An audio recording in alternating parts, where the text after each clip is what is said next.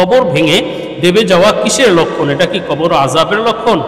দেখুন, এমন অনেক সময় হতে পারে কবর ভেঙে অনেক সময় দেবে যায় বা নিচে পড়ে যায়, এমন সমস্যা দেখা যায়। হয়তো কবর দেওয়ার কিছু সময় পরে এটা হতে পারে, অথবা কিছুদিন পরে হতে পারে, বা দীর্ঘদিন পরে হতে পারে।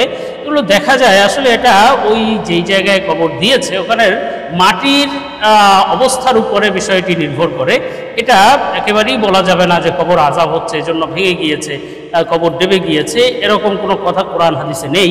এজন্য কবর ভেঙে ডেবে যাওয়া কবর আযাবের লক্ষণ না, বরং এটা মাটির অবস্থার কারণে হতে পারে। যদি কবর ভেঙে ডেবে যায়, ওই কবরটা আবার পুনরায় সংস্কার করে দিতে হবে, সুন্দরভাবে আবার ঠিক করে দিতে হবে।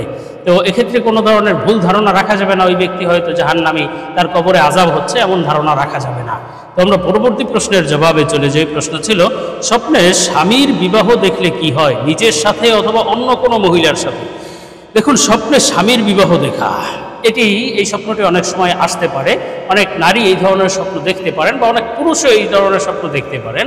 তো আসলে স্বপ্নে স্বামীর বিবাহ দেখলে কি ব্যাখ্যা হবে, এ সম্পর্কে আমরা তাবিরুর রুইয়া কিতাব থেকে আলোচনা করব। ইবনে সিরিন রহমতুল্লাহ আলাইহি বলেন, স্বপ্নে যদি কোনো ব্যক্তি নিজের স্বামীর বিবাহ দেখে, এটি দুই ধরনের হতে পারে। একটা হলো নিজের সাথে, আর একটা হলো অন্যের সাথে।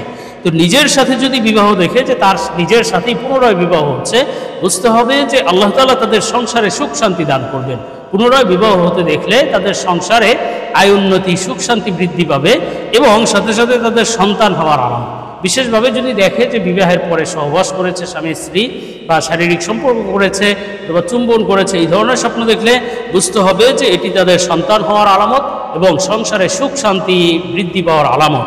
আর যদি দেখে যে অন্য কোনো মহিলার সাথে বিবাহ হচ্ছে, এটিও সৌভাগ্যের বার্তা, সুসংবাদের বার্তা, যে স্বামী সফলতা লাভ করবে, স্বামীর আয় উন্নতি বৃদ্ধি পাবে, এবং স্বামী উত্তরোত্তর সফলতা পাবে।